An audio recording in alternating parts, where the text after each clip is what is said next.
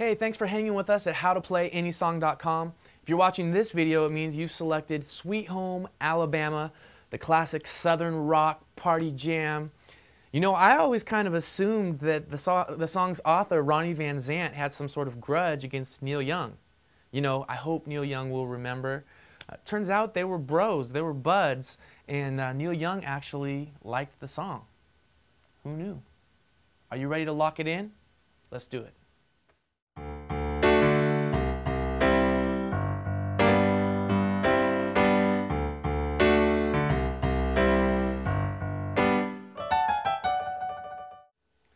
So if you're playing Sweet Home Alabama with a group of friends, the piano part is pretty basic. This is kind of the meat and potatoes. The guitars really do some of the cool riffs. But I wanted to show you how to really help this song to groove if you're playing it in a band. So first we're going to start by learning the chords in the right hand. We'll start on a D chord. I'm playing a 4-note chord. Gives it a little fuller sound. It's an A, a D, an F sharp, and an A.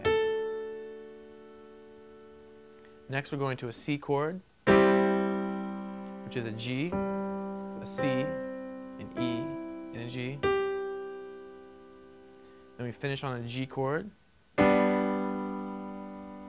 is a G, a B, and a D.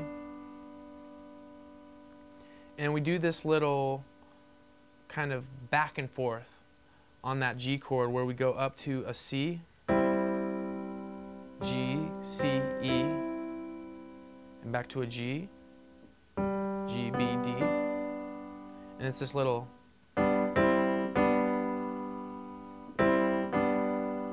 okay. And you can even use a grace note when you do it, which is this B flat right here, and you slide down to the B. See how that works? So when you play it, it kind of gives it this cool little southern funky key sound like this.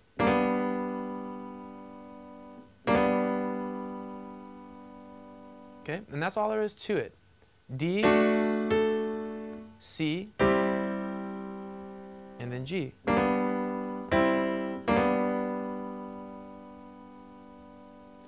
Now those are the right hand meat and potatoes chords, but if you've ever heard Sweet Home Alabama, which I assume you have if you're watching this, you know there's also a cool little piano riff that makes its way in there.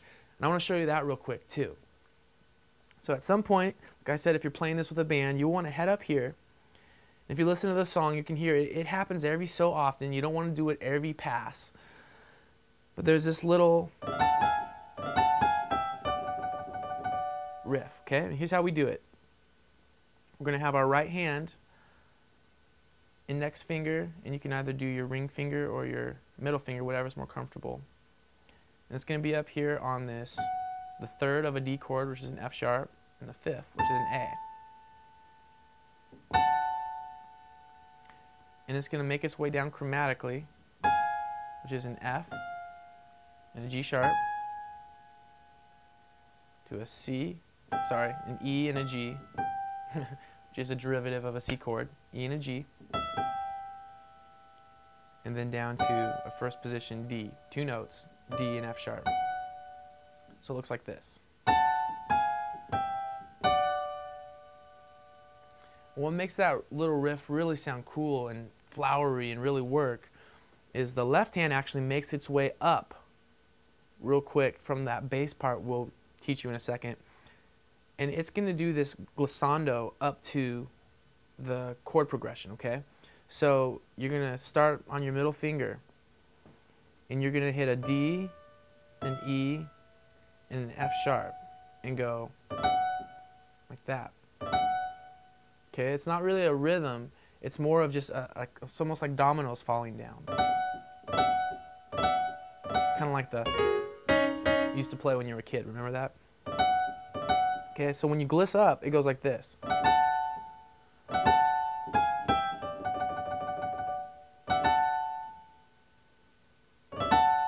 And you can even do it from the C sharp if you want. Then as you can see, we shake the bottom, and that's what gives it that southern bluegrass sound. So at regular speed, that gliss sounds like this. Now when you put both those parts together for the right hand in slow motion, it looks like this. We're on this D chord. It goes like this. 1, 2, 3, 4. 1, 2, 3, 4. 1, 2, 3, 4. 1, 2, 3, 4. 1, 2.